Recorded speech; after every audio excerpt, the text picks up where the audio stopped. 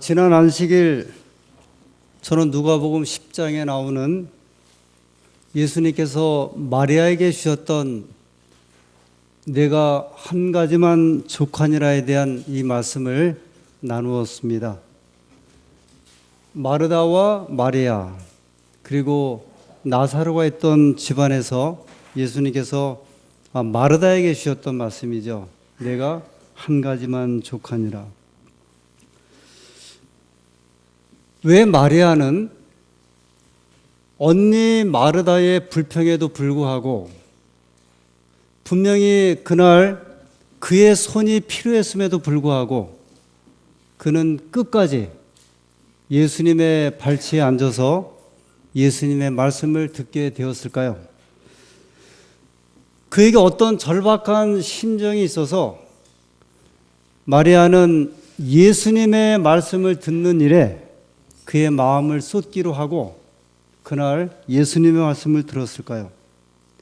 오늘 저는 이 마리아에 대한 이 말씀을 마리아가 왜 그런 심정을 가질 수밖에 없었는지 오늘 하나님의 말씀을 통해서 그 답을 듣고 함께 은혜를 나누는 시간을 갖고자 합니다. 먼저 누가복음 7장 37절부터 40절 본문의 말씀입니다. 누가복음 7장 37절부터 40절의 말씀입니다. 네, 누가복음 7장 37절부터의 말씀입니다. 그 동네에 죄인인 한 여자가 있어 예수께서 바리새인의 집에 앉으셨음을 알고 향유 담은 옥합을 가지고 와서 예수의 뒤로 그 발 곁에 서서 울며 눈물로 그 발을 적시고 자기 머리털로 씻고 그 발에 입 맞추고 향유를 부으니 예수를 청한 바리새인이 이것을 보고 마음에 이르되 이 사람이 만일 선지자더면 자기를 만지는 이 여자가 누구며 어떠한 자 곧 죄인인지를 알았으리라 하거늘. 40절입니다. 예수께서 대답하여 가라사대 시몬아 내가 네게 이를 말이 있다 하시니 저가 가로되 선생님 말씀하소서. 네, 저는 지난 안식일 내가 한 가지만 족하니라 이 말씀에 이어서 두 번째로 시몬아 내가 네게 이를 말이 있다 이런 제목으로 연속해서 말씀을 드리도록 하겠습니다. 지난 안식일 말씀의 후편입니다. 두 번째 말씀이 되겠습니다. 신약 성경에 마리아가 여러 명 등장을 하죠. 예수님의 어머니 이름도 마리아. 우리가 지난 안식일 이야기했던 마르다의 동생 이름도 마리아. 그리고 7 귀신 들린 막달라 마리아가 나오죠. 요한의 어머니 이름도 마리아예요. 사도 요한의 어머니 이름도 마리아였습니다. 제가 중학교 때 연세가 드신 저희 담임 선생님이 학생들이 막 떠들면 이분이 이렇게 이야기를 하셨습니다. 떠들지 말란 말이야. 그렇게 이야기를 하셔갖고 저희들이 이제 그 마리아 이야기를 한 적이 있습니다. 오래전의 이야기라 잘 웃지를 않으시는데 아무튼 40여 년, 한 45년 전에 그 마리아입니다. 근데 원래 마리아란 말이요. 그 구약의 이름이 나오는데 모세의 누이 이름이 미리암이었잖아요. 근데 구약에서는 미리암이었고요. 이 미리암이 신약의 헬라어에서는 마리아로 이름을 부르게 됩니다. 영어로 말하면 메리예요, 메리. 이게 아주 흔한 이름이에요. 우리 예전에 강아지 이름도 메리라고 하셨잖아요. 이게 아주 흔한 이름인데 신약에 있었던 예수님 당시에도 우리 뭐 여인 말하면 옛날에 순자, 영자 이렇게 생각을 하시면 돼요. 아주 흔한 이름이었습니다. 그런데 이렇게 한번 가정을 하고 오늘 말씀을 시작을 하도록 하겠습니다. 나사로의 누이 마리아, 그러니까 마르다의 동생 마리아하고 막달라 마리아, 7 귀신 들린 마리아하고 같은 마리아라고 하면 어떻게 될까? 한번 생각을 해 보십시오. 나사로의 여동생 마리아, 예수님께서 방에서 이렇게 말씀하실 때 자기 언니 마르다의 불평을 받으면서 말씀을 들었던 그 마리아하고 7 귀신 들렸던 막달라 마리아하고 같은 마리아. 조금 더 나아가서 요한복음 8장에 나오는 가늠하다 붙잡힌 그 여인, 그 여인이 이 막달라 마리아하고 같은 마리아. 하나 더 하죠. 문둥이 시몬의 집에서, 바리새인 시몬의 집에서 잔치를 할 때 옥합을 깨뜨렸던 여인이 나오죠. 그 여인이 요한복음 12장에는 누구로 나오냐면 마리아라고 하는 이름으로 나와요. 다시요. 나사로의 여동생 이름 그 마리아하고, 그리고 막달라 마리아, 7 귀신 들렸던 막달라 마리아하고, 이 마리아하고 요한복음 12장에 바리새인 시몬의 집에서 바리새인 시몬이 잔치를 베풀었을 때 옥합을 깨뜨리고 그 자기의 머리로 예수님의 발을 닦았던 그 마리아. 그리고 또 누구요? 요한복음 8장에 나오는 가늠하다 붙잡혀 끌려와서 용서를 받았던 그 여인. 또 이제 생각을 한번 해보겠습니다. 문둥이 시몬이, 바리새인 시몬이 잔치를 베풀어요. 거기에 마리아가 와서 옥합을 깨뜨립니다. 도대체 마리아가 무슨 사유로, 무슨 사연이 있길래 그 엄청난 비싼 가격의 옥합을 깨뜨리면서 예수님의 마지막 가는 길을 그가 축복을 하고 또 함께했던 그 일을 하게 되었을까? 바리새인 시몬이 문둥병에 걸렸거든요. 고침을 받았어요. 도대체 바리새인 시몬이 무슨 사연이 있길래 문둥병에 걸렸다가 고침을 받아서 예수님을 위하여 잔치를 베풀었을까? 왜 우리는 마리아가 그렇게도 예수님 말씀을 듣기를 갈망을 했는지, 그 배경이 무엇인지 오늘 저는 시대의 소망, 그리고 사복음서, 그리고 저희 교회에서 발행한 이 성경 주석을 통해서 이 마리아에 관하여 주어진 이 귀한 말씀을 우리가 말씀을 통해서 보면서 은혜를 나누도록 하겠습니다. 예루살렘에서 약 10리 떨어진 베단이라는 이 작은 마을에 우리가 잘 알고 있는 나사로가 살고 있었고요. 그의 여동생이 마르다하고 마리아였습니다. 나사로가 가정의 책임을 지고 있었습니다. 마르다는 일을 좋아했던 그런 스타일이었던 것 같고요. 그러나 이 마리아는 언니와 조금 스타일이 달라서 사교적인 스타일이었던 것 같아요. 매력이 있었던 여인이었습니다.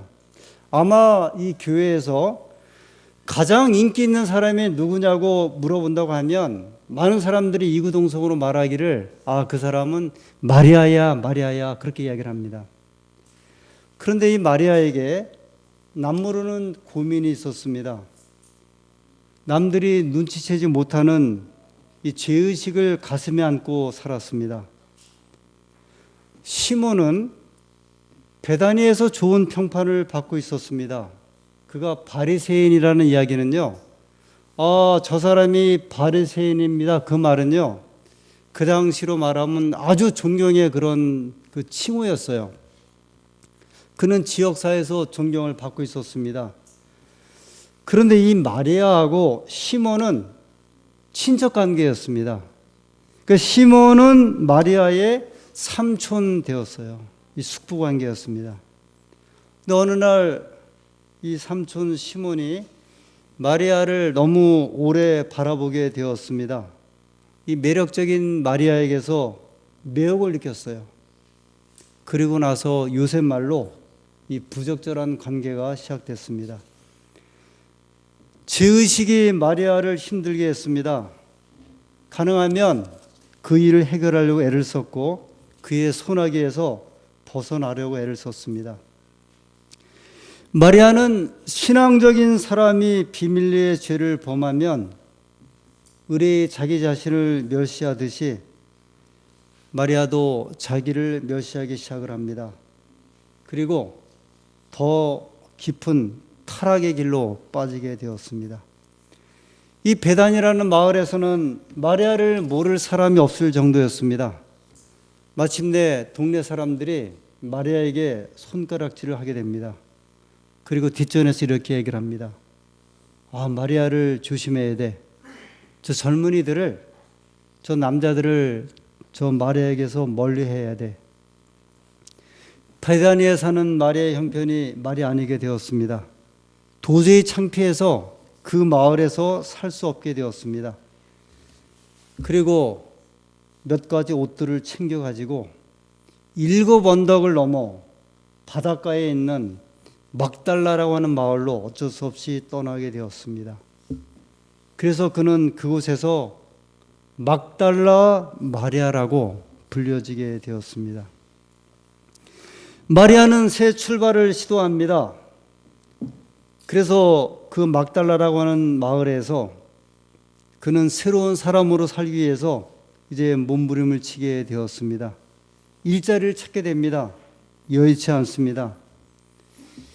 마침내 막달라 거리를 헤매는 그녀를 또다시 어쩔 수 없는 지경으로 몰고 가는 유혹이 시작되었습니다. 아주 손쉽게 돈을 벌 수 있는데 왜 망설이냐고 재촉합니다. 내가 일자리를 찾고자 했지만 일자리를 찾지 못했는데 여인으로 쉽게 돈을 벌 수 있는데 왜 힘든 일을 하고자 찾느냐는 이야기가 들려오기 시작을 합니다. 마리아는 갈등에 빠집니다. 내가 여기까지 와서도 내가 어떻게 하여 베다니를 떠나서 우리 오빠와 언니를 떠나서 이곳에 왔는데 내가 이 일을 또 해야 하는가? 마침내 마리아는 결정을 내립니다. 저는 이것을 좌절의 결정, 막장의 결정이라고 부르고 싶습니다. 마리아는 할 수 없이 그의 몸을 팔게 되었고 그는 그 생활을 통해서 자기 생활을 유지하게 되었습니다. 손에 아무리 돈이 쥐어진다 할지라도 그녀를 부추기는 웃음이 아무리 호쾌하다 할지라도 그의 마음은 점점 더 쓸쓸하기만 시작합니다. 그러던 어느 날 예수님께서 막달라 마을에 온다는 소문이 퍼졌습니다. 마리아가 예수님의 말씀에 큰 은혜를 받았습니다. 마치 자기에게라도 하는 것처럼 수고하고 무거운 짐진 자들아 다 내게로 오라. 내가 너희를 편히 쉬게 하리라. 이 말씀을 들을 때 마리아의 무거운 짐이 벗어진 것 같았습니다. 내게로 오는 자는 결단코 내어 쫓지 아니하리라는 말씀을 통해서 큰 은혜를 받았습니다. 내가 온 것은 의인을 부르러 온 것이 아니요 죄인을 부르러 왔다는 이 말씀에 그는 용기를 얻었습니다. 예수님께서 자기를 부르러 오셨다고 생각을 했습니다. 그녀가 예수님 말씀을 듣고 있을 때 그녀의 마음은 뭉클해졌고 나도 다시 소생할 수 있다는 희망을 갖게 되었습니다. 그러나 이 말씀을 마치시고 예수님께서 막달라를 떠나셨지만 마리아는 막달라를 떠나지 못했습니다. 마리아가 살 수 있는 길은 막달라를 떠났어야만 했지만 막달라에 있는 동일한 사람들, 동일한 친구들, 동일한 목소리들이 이 마리아를 붙들었습니다. 시간이 지나면서 마리아를 타락케 하는 환경이 그녀를 다시 그의 길로 주저앉게 하였습니다. 예수님께서 다시 그 마을에 오셨습니다. 많은 사람들이 예수님 말씀을 들었습니다. 마리아 역시 내게 오는 자는 결단코 쫓아내지 않겠다는 말씀을 들었습니다. 마리아는 다시 한번 감동을 받았습니다. 다시 예수님은 막달라를 떠났고 마리아는 막달라를 떠나지 못했습니다. 막달라 마리아가 몇 번이나 넘어졌다고 말씀을 합니까? 7번이요.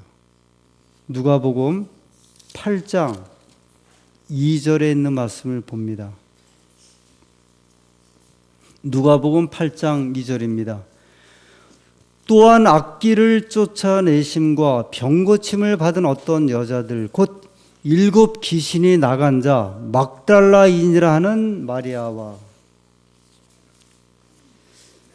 성경에 귀신 들린 사람들의 이야기가 종종 등장을 해요. 특별히 복음서에 보면. 그런데 7 귀신 들린 사람은 처음이에요. 7 귀신 들렸다는 말이 이게 무슨 말이에요? 그래서 어느 분은 이 막달라 마리아가 7번 귀신을 들었다 생각을 해요. 7번째. 첫 번째 귀신 들고 그 다음에 또 2번째 들고 3번째 들고. 어떤 분은 7 귀신이 한꺼번에 든 거라고 또 생각을 합니다.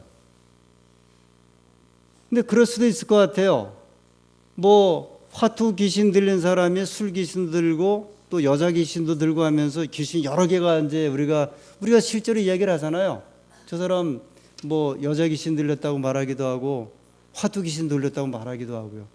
아마 마리아가 차례적으로 귀신이 들렸는데 사실 귀신 들렸다는 이 표현은 우리가 말하면 어떤 그 귀신에 관한 그 생각을 할 수 있는데 이게 사실은 영적인 문제거든요. 이 마리아가 여러 가지의 귀신이 함께 들었어요. 그래서 성경은 말하기를 7 귀신이 나간 자 막달라인이라는 마리아라고 소개를 합니다. 근데 어느 날 이 마리아를 예루살렘에 오라는 초청이 이제 옵니다. 기별을 전한 사람이 우리가 시키는 대로 하기만 하면 많은 돈을 주겠다고 제안합니다. 마침내 마리아가 예루살렘에 올라갔습니다. 미리 마련된 집에 들어갔습니다. 몸 파는 곳이었습니다. 갑자기 방문이 열렸습니다. 서너 명의 사내들이 뛰어들면서 마리아를 이제 끌어냅니다. 그러면서 소리치기를 이 마리아는 죽어야 마땅하다. 이 가늠하다 들킨 불법적으로 들킨 여인이 하는 일은 돌에 맞아 죽는 일이었거든요.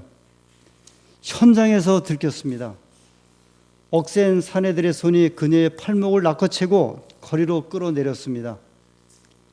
사내들은 청중을 해치면서 예수님의 발 앞에 마리아를 이제 아주 내팽개칩니다. 사람들의 아우성이 귓가를 맴돌았습니다. 마리아는 눈을 감은 채 차라리 이대로 끝났으면 좋겠다 생각을 했습니다. 더 이상 살기도 귀찮았고요. 참 모질었던 삶이라고 생각을 했습니다. 이제 누군가에 의해 던져질 돌에 맞아서 죽기를 기다렸습니다. 그런데 소란스럽고 복잡했던 주위가 조용해지면서 이런 음성이 들려왔습니다. 너를 고소하던 자들이 어디 있느냐? 너를 정죄하던 자들이 어디 있느냐?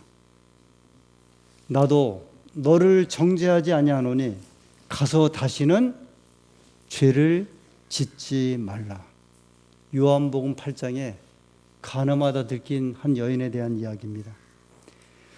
다시 한번 마리아는 예수님에게 깊은 은혜를 받았습니다. 돌에 맞아 죽을 수밖에 없는 마리아에게 생명을 주신 것입니다. 이것을 어떻게 할 것인가? 이것을 어떻게 할 것인가? 이 받은 은혜를 어떻게 할 것인가? 순간적으로 마리아에게 번개처럼 스쳐 지나가는 사람들이 있었습니다. 베다니에 사는 오빠 마르다와 오빠 나사로와 언니 마르다가 생각이 났습니다. 내가 그곳에 가면 그곳에 마르다와 나사로가 있는데 내가 그곳에 가면 생명을 얻을 것이라 생각을 했습니다. 내 몸에는 죽음의 피가 저주의 피가 흐른다고 생각했던 그녀의 몸에서 생명의 피가 용솟음 치고 있었습니다. 그녀는 고향 베다니를 향하여 발걸음을 옮기기 시작했습니다. 비록 그녀의 마음 한구석에는 큰 부담이 있었지만 그러나 그 부담이 그녀의 마음속에서 넘쳐오르는 희열을 막을 수가 없었습니다. 마리아가 마을이 눈에 보이는 지점에 이르자 저쪽 어디선가에서 애처롭게 부르짖는 소리가 들려오고 있었습니다. 부정하다, 부정하다, 부정하다, 부정하다. 이 소리는요, 길을 걸어가는 문둥병자가 사람이 올 때 나는 문둥병자니 나한테 피해서 걸어가는 그 음성이었습니다. 아주 처절한 음성이었습니다. 마리아가 자기 고향을 향하여 가까이 갈 때 들려오는 소리는 문둥병에 걸린 자기 삼촌 시몬의 음성이었습니다. 부정하다, 부정하다, 부정하다.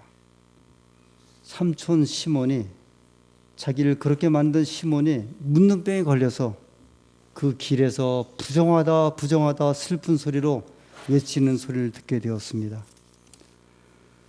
어느 날 예수님께서 12제자와 함께 베다니를 향해서 오고 계셨습니다. 여러 언덕을 지나면서 베다니 가까이에 이르셨을 때 부정하다, 부정하다 외치는 소리를 들으셨습니다. 예수님께서 그 소리를 놓치실 리가 없었습니다. 문둥이 시몬의 소리 지르는 곳에서 그분이 발걸음을 멈췄습니다. 참으로 이해할 수 없는 일이 벌어졌는데 예수님께서 시몬의 문둥병을 고쳐주신 것이었습니다. 이 바리새인 시몬이 문둥병을 고친 후에 어떻게 하면 이 은혜를 갚을까 생각하고 그가 마침내 예수님을 잔치에 초청하였습니다. 그 잔치 자리가 저희가 읽은 누가복음 7장 36절부터 나오는 이 말씀입니다. 다시 누가복음 7장 36절부터 있는 말씀을 봅니다. 40절에 있는 말씀만 봅니다. 예수께서 대답하여 가라사대 시몬아 내가 네게 이를 말이 있다 하시니. 여기 문둥이 고친 사람으로 나오진 않아요. 그냥 바리새인 시몬이 잔치를 베풀었다는 이 말씀이 나옵니다. 그런데 이 같은 기사가 마태복음 26장 6절입니다. 이 누가복음 8장을 좀 덮지는 마시고요. 손으로 갖고 계신 다음에 마태복음 26장 6절의 말씀을 봅니다. 마태복음 26장 6절에 예수께서 베다니 문둥이 시몬의 집에 계실 때에 한 여자가 매우 귀한 향유 한 옥합을 가지고 나와서, 예수님께서 어디에 계실 때요? 베다니 문둥이 시몬의 집에. 이때는 시몬이 문둥이가 아니었어요. 왜냐하면 문둥이는 집에 있을 수가 없었거든요. 고침을 받았어요. 그래서 이 바리새인 시몬이 문둥이에 걸렸다가 예수님으로부터 고침을 받고 지금 잔치를 베푼 거예요. 그때 한 여인이 이제 옥합을 가지고 오죠. 이 말씀이 요한복음 12장 1절부터 3절에 또 나옵니다. 다시 요한복음 12장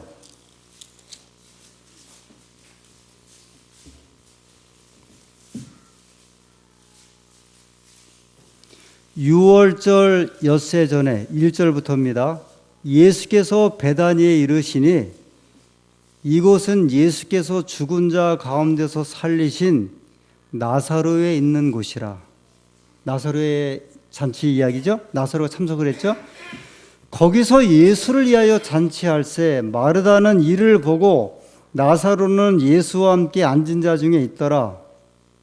3절에 마리아는, 이 마리아가 어떤 마리아예요?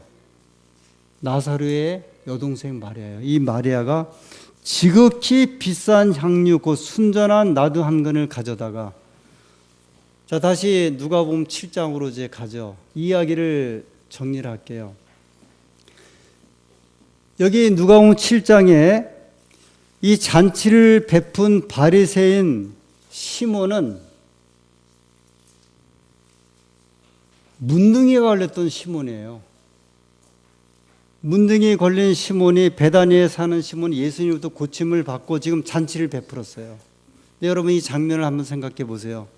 이 바리새인 시몬의 집에요, 그 자리에 문둥이에서 고침받은 시몬이 앞에 앉아 있고요, 그 시대의 소망에 보면 맞은편에 죽은 지 나흘 된 나사로가 부활한 다음에 고침을 받고 살아나서 그 앞자리에 앉은 거예요. 이 장면이 기가 막히죠.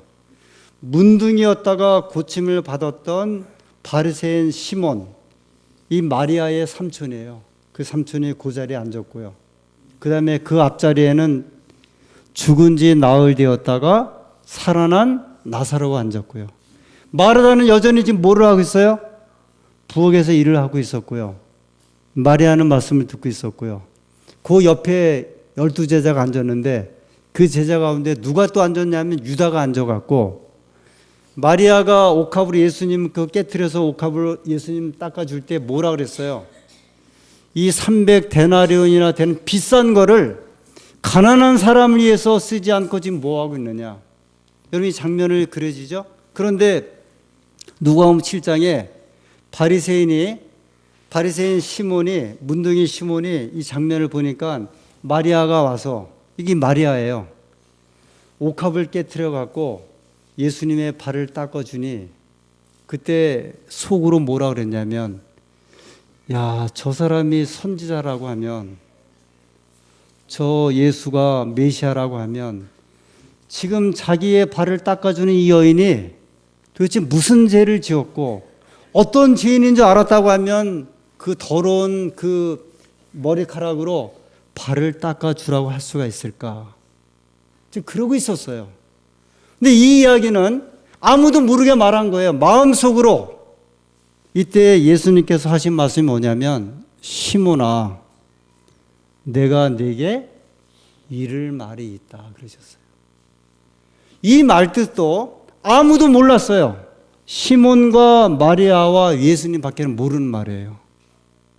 그러시면서 어떤 채무자가 있는데, 채권자가 있는데, 이 돈을 빌려주는 사람이 있는데, 이 사람이 두 사람에게 빚을 빌려줬다. 한 사람은 500데나리온. 그 당시 한 데나리온은 노동자 하루의 품삯이니까 500일치 이제 빚을 진 사람이 있고, 한 사람은 50데나리온의 빚을 진 사람이 있다. 근데 이 빚을 준 사람이, 돈을 빌려준 사람이 두 사람을 다 갚아줬다. 면제해줬다 그 말이에요.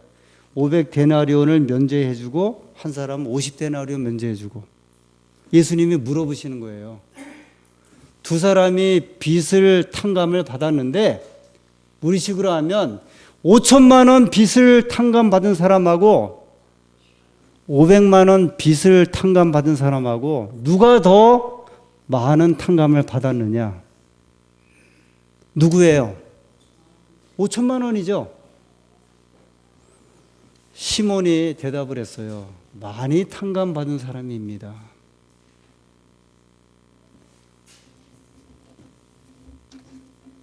여러분 이 장면이 좀 그려지세요? 이 장면이요? 이 장면이 지금 무슨 일이 지금 벌어졌는지 여러분 그려지세요? 다시 나사로의 여동생 마리아가 자기 언니 마르다와 함께 집에서 잔치를 할 때 12제자가 들어왔고 예수님께서도 말씀을 하셨어요. 그때 마리아가 이 말씀을 열심히 듣고 있었거든요. 그랬더니 언니 마르다가 뭐라고 불평을 해요.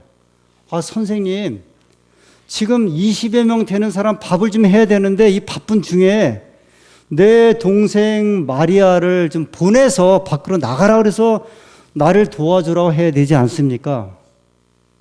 그럴 때 예수님이 마르다에게 내가 몇 가지만 하든지 한 가지만 족하니라 말씀하셨어요. 그러면서 이 마리아는 좋은 편을 선택했다 그렇게 말씀을 합니다. 왜 마리아가 그 언니의 그 이야기를 들으면서도 그가 가지 않고 그렇게 예수님의 발치에 앉아서 이 말씀을 들었는가? 이 마리아는 말씀을 드린 대로 시몬으로부터 어려움을 당하고 그가 막달라 마리아에 가서 7 귀신이 들려갔고요.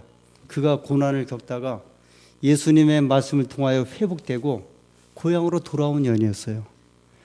시몬이 그를 돌에 맞아 죽게 하려고 현장을 만들었지만 그 요한복음 8장에 돌에 맞을 뻔한 사건이 있었지만 하나님께서 예수님께서 그를 구원하시고 그를 회복시켜 주셨어요. 그래서 지금 시몬을 문둥이 병에서 고친 예수님께서 그 잔치 자리에서 이 말씀을 하시는 거예요. 누가 사랑을 더 많이 받았느냐? 누가 더 용서함을 많이 받았느냐? 시몬아 지금 이게 말씀하시는 거예요. 너희냐 아니면 마리아냐? 내가 어찌 훨씬 더 많은 사랑과 은혜를 받고서도 어찌하여 저 마리아에게 네가 속으로 그렇게 말하지 아니했느냐? 당신이 만약에 선지자라고 하면 그 선지자의 능력으로 이 여인이 누군지 알 터인데 어찌하여 그 여인의 그 밭씻김을 당하고 있습니까? 저는 이 500달란트 그다음에 500데나리온 50데나리온의 이야기를 할 때 순간적으로 좀 당황을 했어요.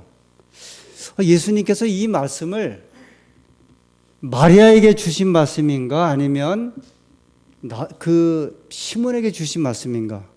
어떻게 보면 시몬도 예수님의 아주 큰 은혜를 받은 사람이었고요. 그리고 마리아도 큰 은혜를 받은 사람이에요. 그런데 여기 이 말씀은 예수님께서 시몬에게 주신 말씀이셨어요. 네가 훨씬 더 죄를 정말 죽을 수밖에 없는 죄에서 탕감받은 사람이 아니냐. 예수님께서 왜 이 비유를 주셨는가? 예수님이 다 아셨어요. 마리아가 시몬 때문에 죄를 지었고 막달라로 도망가서 7 귀신이 들었고 간음 현장에 끌려왔고 시몬이 그 연유로 문둥병에 걸렸고 고침을 받았습니다. 그럼에도 불구하고 하나님의 사랑과 은혜를 깊이 깨닫지 못했던 이 시몬에게 이 잔치 자리에서 이 말씀을 하신 겁니다. 이 랍비들의 전승에 의하면 메시아가 오면 문둥병자를 깨끗게 하실 것이다. 그런 이제 전승이 있다 그래요.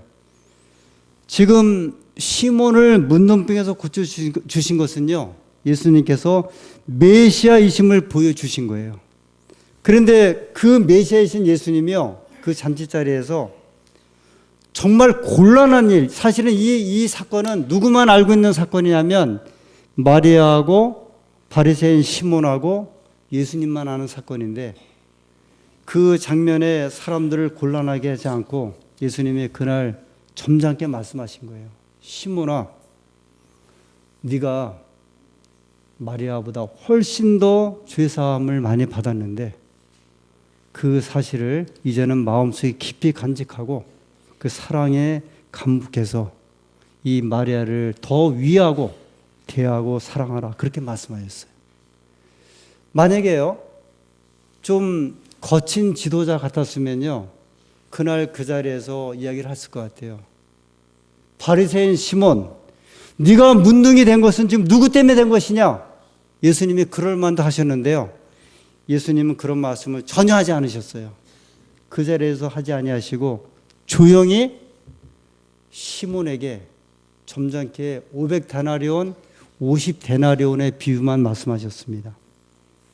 저는 우리 예수님이 우리에게 이런 사건과 말씀을 통해서 정말 한 사람을 사랑하시고 그 마음을 상할까 봐, 그 영혼을 잃어버릴까 봐 부드러운 음성으로 이렇게 불러주시고 말씀해 주신 것을 감사하게 여깁니다. 우리가 드러내기를 좋아하지만요, 분명한 것을 알려주기를 좋아하지만 예수님은 아주 조용하게 시몬에게 이렇게 말씀하셨어요. 그리고 시몬은 이제까지는 예수님을 그냥 랍비, 하나의 선생, 하나의 선지자, 그런 사람으로 생각을 하다가 이날 이 사건 이후로 예수님을 구세주, 예수님을 은혜의 사람, 예수님을 사랑으로 이끄는 분이신 것을 그는 깨닫게 되었습니다. 오늘 이 장면을 시대소망 2권 392페이지에 이렇게 화이 선자는 말씀을 하셨습니다. 예수님께서는 모든 영혼의 환경을 아신다. 그대는 말하기를 나는 죄가 많고 매우 많다고 말하는지 모른다.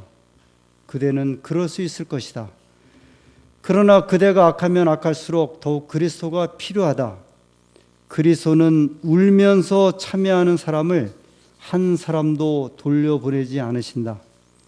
그에게 피난처를 구하는 영혼들을 예수님께서는 참소자들과 언쟁으로부터 높이 쳐들어 올리신다. 인간이나 악한 천사나 아무라도 이 영혼들을 참소할 수는 없다.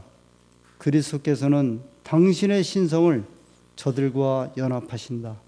화이 선자는 이 말씀을 주시면서 그날 그 자리에 바리새인 시몬, 그리고 나사로, 유다, 그리고 마리아, 마르다에 이르기까지 영혼을 사랑하시고 백성을 사랑하시고 우리를 사랑하시는 예수님에 대해서 말씀을 하셨습니다. 2016년 새해 벽두에 우리 예수님의 은혜와 사랑이 시몬에게 베푸셨던 예수님의 사랑이 우리에게 이루어지게 되기를 간절히 소원합니다. 마리아에게 주셨던 예수님의 다함없는 사랑이 오늘 저와 여러분에게 베풀어지게 되기를 간절히 소원합니다. 오늘 하나님의 은혜가 풍성히 저에게 임하는 귀한 말씀의 시간 되기를 간절히 소원하면서 이 시간을 줄이도록 하겠습니다.